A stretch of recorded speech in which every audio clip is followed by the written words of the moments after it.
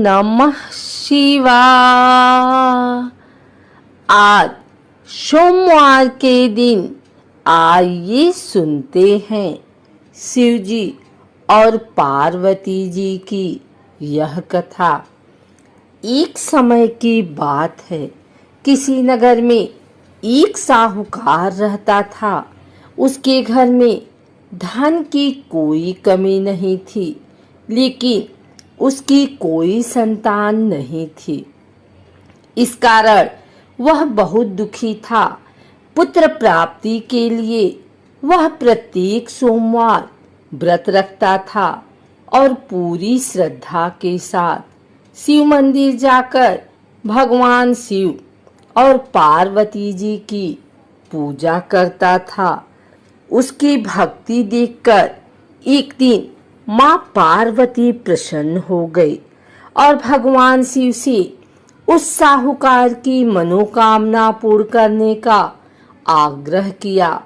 पार्वती जी की इच्छा सुनकर भगवान शिव ने कहा कि हे पार्वती, इस संसार में हर प्राणी को उसके कर्मों का फल मिलता है और जिसके भाग्य में जो है उसे भोगना ही पड़ता है।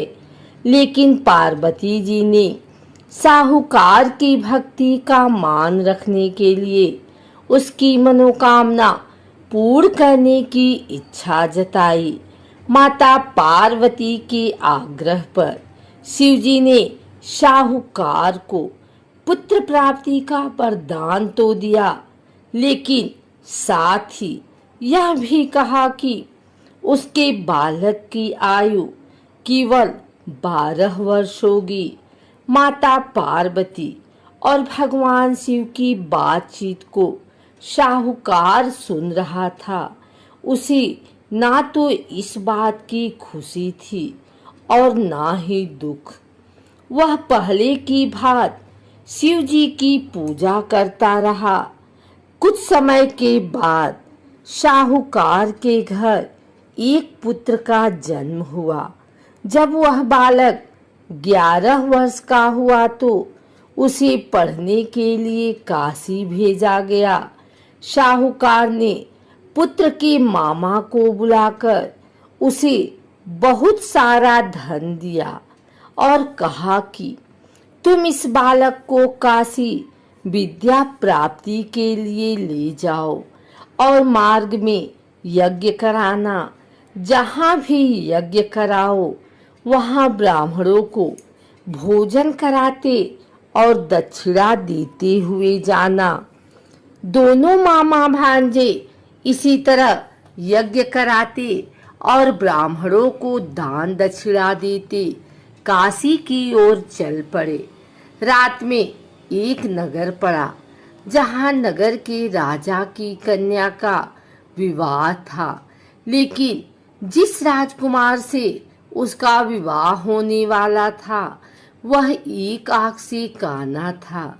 राजकुमार के पिता ने अपने पुत्र के काना होने की बात को छुपाने के लिए एक चाल सोची। साहूकार के पुत्र को देखकर उसके मन में एक विचार आया। उसने सोचा, क्यों न इस लड़के को दूल्हा बनाकर राजकुमारी से विवाह करा दूं। विवाह के बाद इसको धन देकर विदा कर दूंगा और राजकुमारी को अपने नगर ले जाऊंगा। लड़के को दूल्हे के वस्त्र पहनाकर राजकुमारी से विवाह कर दिया गया। लेकिन साहूकार का पुत्र ईमानदार था। उसे यह बात न्याय संगत नहीं लगी। उसने अवसर पाकर राजकुमारी के चुन्नी के पल्ले पर लिखा कि तुम्हारा विवाह तो मेरे साथ हुआ है, लेकिन जिस राजकुमारी के संग तुम्हें भेजा जाएगा वह एक आंख से काना है। मैं तो काशी पढ़ने जा रहा हूँ। जब राजकुमारी ने चुन्नी पर लिखी बातें पढ़ी तो उसने अपने माता पिता को यह बात बताई। राजा ने अपनी पुत्री को विदा नहीं किया, जिससे बारात वापस चली गई। दूसरी ओर शाहूकार का लड़का और उसका मामा काशी पहुँचे और वहां जाकर उन्होंने यज्ञ किया। जिस दिन लड़के की आयु 12 साल की हुई, उसी दिन यज्ञ रखा गया। लड़के ने अपने मामा से कहा कि मेरी तबीयत कुछ ठीक नहीं है। मामा ने कहा कि तुम अंदर जाकर सो जाओ। शिव जी के वरदानुसार कुछ ही देर में उस बालक के प्राण निकल गए। मृत भांजे को देख उसके मामा ने विलाप शुरू किया। संयोगवश उसी समय शिव जी और माता पार्वती उधर से जा रहे थे।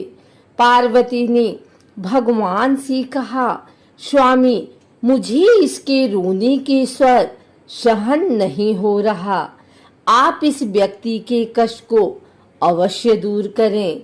जब शिव जी मृत बालक के समीप गए तो वह बोले कि यह उसी साहूकार का पुत्र है जिसे मैंने 12 वर्ष की आयु का वरदान दिया। जब इसकी आयु पूरी हो चुकी है, लेकिन मातृभाव से विभोर माता पार्वती ने कहा कि हे महादेव, आप इस बालक को और आयु देने की कृपा करें, अन्यथा इसके वियोग में इसके माता पिता भी तड़प तड़प कर मर जाएंगे। माता पार्वती के आग्रह पर भगवान शिव ने उस लड़के को जीवित कर दिया। शिव जी की कृपा से वह लड़का जीवित हो गया। शिक्षा समाप्त करके लड़का मामा के साथ अपने नगर की ओर चल दिया। दोनों चलते हुए उसी नगर में पहुंचे जहां उसका विवाह हुआ था। उस नगर में भी उन्होंने यज्ञ का आयोजन किया। उस लड़के के ससुर ने उसे पहचान लिया और महल में ले जाकर उसकी खातिरदारी की और अपनी पुत्री को विदा किया। इधर साहूकार और उसकी पत्नी भूखे प्यासे रहकर बेटे की प्रतीक्षा कर रहे थे। उन्होंने प्रण कर रखा था कि यदि उन्हें अपने बेटे की मृत्यु का समाचार मिला तो वह भी प्राण त्याग देंगे। परंतु अपने बेटे के जीवित होने का समाचार पाकर वह बेहद प्रसन्न हुए। उसी रात भगवान शिव ने व्यापारी के स्वप्न में आकर कहा, हे श्रेष्ठी, मैंने तेरे सोमवार के व्रत करने और व्रत कथा सुनने से प्रसन्न होकर तेरे पुत्र को लंबी आयु प्रदान की है। इसी प्रकार जो कोई सोमवार व्रत करता है या कथा सुनता और पढ़ता है, उसके सभी दुख दूर होती हैं और समस्त मनोकामनाएं पूर्ण होती हैं।